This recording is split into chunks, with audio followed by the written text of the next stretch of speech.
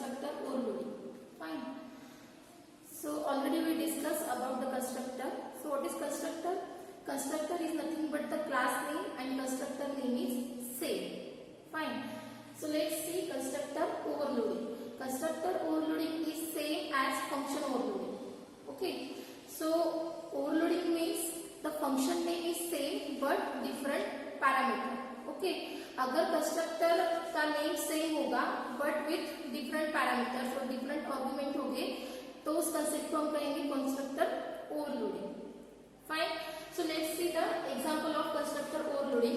सो constructor overloading का concept ये है कि अगर हम एक ही क्लास का यूज करके डिफरेंट पैरामीटर के साथ अगर कंस्ट्रक्टर को यूज करते हैं तो उस कंसेप्ट को हम कंस्ट्रक्टर ओवरलोडिंग कहेंगे.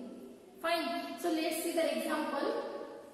हम इस एग्जांपल में रेक्टेंगल का एरिया कैलकुलेट करेंगे but with different parameters. Means different types के पैरामीटर्स या टाइप या नंबर हम पास करेंगे बाय यूजिंग कंस्ट्रक्टर और उसे कैलकुलेट करेंगे कि एरिया ऑफ रेक्टेंगल क्या होगा डिफरेंट पैरामीटर के साथ. Fine. So let's see the example.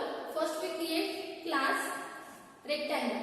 Class rect और हमें अगर एरिया ऑफ कैलकुलेट करना है रेक्टेंगल का तो हमें लेंथ और ब्रीथ लगेगी. Okay. So that's why here we declare a length and breadth with integer data type. जैसे कि a l comma breadth. l for length and breadth b for breadth. Fine. Then here we declare a default rectangle. आपने default rectangle previous lecture में session में देखा है. सो कोई भी rectangle अगर हम यूज करेंगे प्रोग्राम में तो उसे पब्लिकली डिक्लेयर करना मस्ट होता है. सो पब्लिक विजिबिलिटी मोड का यूज करके हम यहाँ पे रेक्टेंगल को डिक्लेयर कर रहे हैं. तो फर्स्ट कंस्ट्रक्टर है ये डिफॉल्ट कंस्ट्रक्टर है. Fine. So in default constructor length and breadth equals to 0 because यहाँ पे हम कुछ भी पैरामीटर पास नहीं करेंगे. सो लेंथ एंड ब्रीथ जो है वो 0 रहेंगे. Then constructor with 0 parameter. तो ये जो डबल कोटेशन में यहाँ पे कोई भी टेक्स्ट लिखेंगे या मैसेज लिखेंगे वो हम आउटपुट स्क्रीन पे यहाँ डिस्प्ले होने वाला है. सो वहाँ पे क्या होगा कंस्ट्रक्टर विथ 0 पैरामीटर क्योंकि डिफॉल्ट कंस्ट्रक्टर है और डिफॉल्ट कंस्ट्रक्टर में हमने कुछ भी पैरामीटर पास नहीं किए हैं. फाइन. देन सेकेंड है रेड इंट ए. तो ये है पैरामीटराइज कंस्ट्रक्टर. तो पैरामीटराइज कंस्ट्रक्टर का कंसेप्ट क्या है? If any constructor does have parameter list or argument list, that concept is called parameterized constructor. Fine. तो यहाँ पे हमने वन पैरामीटर पास किया है जो कि इंटीजर डेटा टाइप का है int a. Okay. So l equals to b equals to a. जो भी हमारी लेंथ या ब्रीथ होगी वो क्या होगी?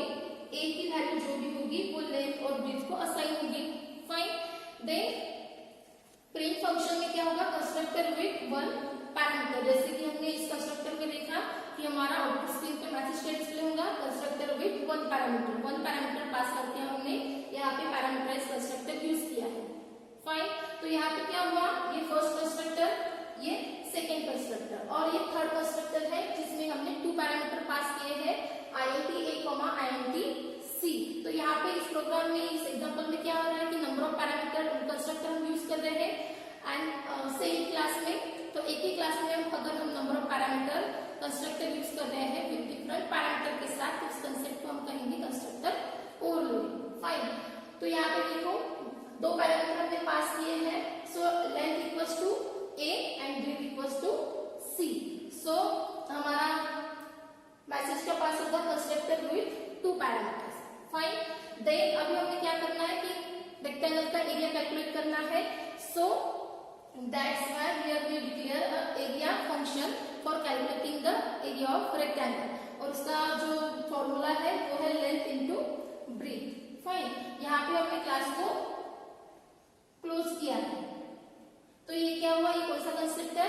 जैसे कि हमने देखा था कि construct function externally defined function and internally defined function. तो इस कंसेप्ट में हमने क्या किया? कंस्ट्रक्टर ओवरलोडिंग का यूज तो कर रहे हैं but internally define a member function का कंसेप्ट यूज करके हमने जो भी कंस्ट्रक्टर यूज किए हैं वो इनसाइड द क्लास में डिफाइन किए हैं और डिक्लेयर भी किए हैं. फाइन. देन अब तो हमने कंस्ट्रक्टर को डिक्लेयर किया और डिफाइन किया है बट अभी हमें क्या करना है कि ऑब्जेक्ट क्रिएट करना है, जो भी हमने कंस्ट्रक्टर यूज किए हैं तो उसके लिए हमें डिफरेंट ऑब्जेक्ट को क्रिएट करना है। तो वो जो कंसेप्ट है वो हमें मेन मेथड में करना होता है। So in main, in opening brace rect R1, जो ये रेक्ट R1 है वो है फर्स्ट कंस्ट्रक्टर का ऑब्जेक्ट। क्यों? बिकॉज यहाँ पे हमने कोई भी पैरामीटर पास नहीं किए हैं। सो ये है डिफॉल्ट कंस्ट्रक्टर, तो ये R1 जो ऑब्जेक्ट है ये है डिफॉल्ट कंस्ट्रक्टर का ऑब्जेक्ट। जैसे ही यहाँ पे ऑब्जेक्ट क्रिएट होगा तो वैसे ही क्या होगा, जो भी कंस्ट्रक्टर है वो इनिशियलाइज होगा। Okay, then rect R2 in bracket 10। तो यहाँ पे हमने क्या किया है, वन पैरामीटर पास किया है through object to the constructor. तो यहाँ पे हमने देखा है कि कंस्ट्रक्टर वन ऑब्जेक्ट पास किया है हमने इस कंस्ट्रक्टर में। तो जैसे ही यहाँ पे कंस्ट्रक्टर ऑब्जेक्ट क्रिएट होगा वैसे ही यहाँ कंस्ट्रक्टर इनिशियलाइज होगा। फाइन। सो ये जो 10 वैल्यू है, ये 10 वैल्यू यहाँ पे पास होने वाली है। ये जो सेकेंड कंस्ट्रक्टर हमने यूज किया है विद पैरामीटर, वन पैरामीटर, सो वो जो वैल्यू है 10 लेट और विड्थ को असाइन होगी। That means L equals to B equals to 10। So यहाँ पे क्या होगा, फिर एरिया ऑफ रेक्टेंगल कैलकुलेट होगा। सो लेंथ एंड विड्थ की वैल्यू क्या है 10, सो 10 इंटू 10, तो हमारा एरिया क्या होगा 100। तो जो आउटपुट होगा वो 100 मिलेगा। Fine. Then third object create किया हमने R3 इन ब्रैकेट 10, 50। तो ये जो जब यहाँ पे थर्ड नंबर का ऑब्जेक्ट क्रिएट होगा वैसे ही यहाँ पे कंस्ट्रक्टर इनिशियलाइज होगा। बिकॉज यहाँ पे हमने क्या किया है, टू पैरामीटर पास किए हैं। तो ये जो हमारा कंस्ट्रक्टर है जहाँ पे हमने टू पैरामीटर पास किए हैं वो इनिशियलाइज होंगे। फिर यहाँ पे क्या होगा, L equals to A equals to 10, क्योंकि हमने ऑब्जेक्ट में यहाँ पे वैल्यू पास की है 10 and 50। So B equals to 50। Okay, so हमारा एरिया क्या होगा 10 इंटू 50, हमारा आउटपुट आएगा 150। ओके, तो ये जो एरिया कैलकुलेट हुआ है इसे हमें डिस्प्ले करना है आउटपुट स्क्रीन पे। तो उसके लिए हम सी आउट फंक्शन का यूज करते हैं। ओके, और सी आउट फंक्शन में डबल कोटेशन में हम लिखेंगे area of first constructor. Fine. Then R1 dot area.